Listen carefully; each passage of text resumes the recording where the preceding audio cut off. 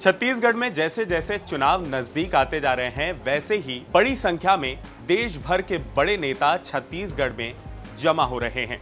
इसी कड़ी में कल प्रधानमंत्री नरेंद्र मोदी छत्तीसगढ़ के रायगढ़ जिले का दौरा करने वाले हैं। तय कार्यक्रम के मुताबिक पीएम मोदी कल 2:15 बजे जिंदल एयरपोर्ट पर एयरफोर्स के विशेष विमान से उतरेंगे। पीएम मोदी हेलीकॉप्टर से कोडातराई एयर स्ट्रिप पहुंचेंगे, जहां विकास कार्यों का लोकार्पण और शिलान्यास के बाद आम सभा को संबोधित करेंगे। अब इन सब के बीच सबसे बड़ा सवाल यह है कि क्या कल पीएम मोदी के आने के साथ ही भाजपा अपने प्रत्याशियों की दूसरी लिस्ट जारी करेगी या नहीं। आज हम इसी पर चर्चा करेंगे। नमस्कार, मेरा नाम है प्रियांशु सिंह और आप देख रहे हैं खबर बेबाक।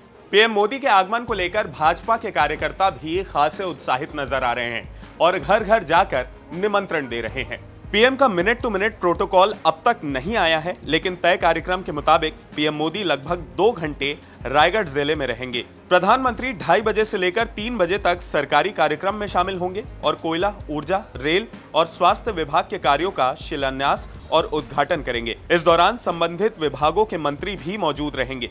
सरकारी कार्यक्रम में शामिल होने के बाद पीएम मोदी 3 बजे से 4 बजे तक कोंडातराई में आम जनता को संबोधित करेंगे। आम सभा को संबोधित करने के बाद पीएम मोदी विशेष विमान से दिल्ली लौट जाएंगे। आपको बता दें कि पीएम मोदी के इस कार्यक्रम के लिए तैयारियां भी काफी जोरों से हो रही है।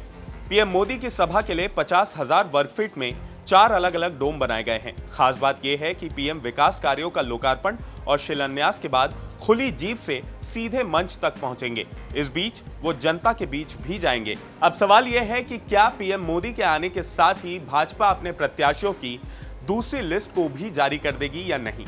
तो आपको बता दें कि पाटन सीट छत्तीसगढ़ के मुख्यमंत्री भूपेश बघेल की पारंपरिक सीट मानी जाती है। इस बार बीजेपी ने उनके सांसद और भतीजे विजय बघेल को यहां से उम्मीदवार बनाया है। बीजेपी दूसरी सीटों पर उम्मीदवार के चुनाव के लिए बहुत सावधानी बरत रही है। इसके लिए पार्टी के सीनियर नेता फूंक फूंक कर कदम रख रहे हैं।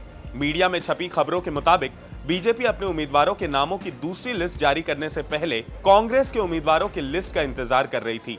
हालांकि जिस तरह से कल गृह मंत्री अमित शाह और राष्ट्रीय अध्यक्ष जेपी नड्डा की बीजेपी के सीनियर नेताओं के साथ बैठक हुई, उससे दूसरी सीटों पर उम्मीदवारों के नामों की लिस्ट जल्द जारी होने की चर्चाओं को बल मिल गया है।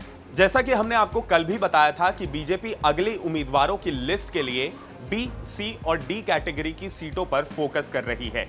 बी यानी वो सीटें जहां पर एक बार बीजेपी चुनाव हारी है, सी यानी कि वो सीटें जहां पर बीजेपी 2 बार चुनाव हारी है और डी यानी वो सीटें जहां पर बीजेपी अब तक कभी भी चुनाव नहीं जीत पाई है।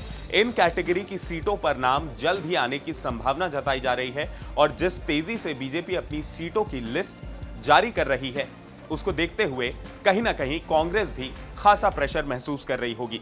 अब सवाल यह है कि आखिर बीजेपी अपनी दूसरी लिस्ट कब तक जारी करती है। क्या वो पहले कांग्रेस की पहली लिस्ट आने का इंतजार करेगी या उससे पहले ही अपने प्रत्याशियों की दूसरी लिस्ट जारी कर देगी।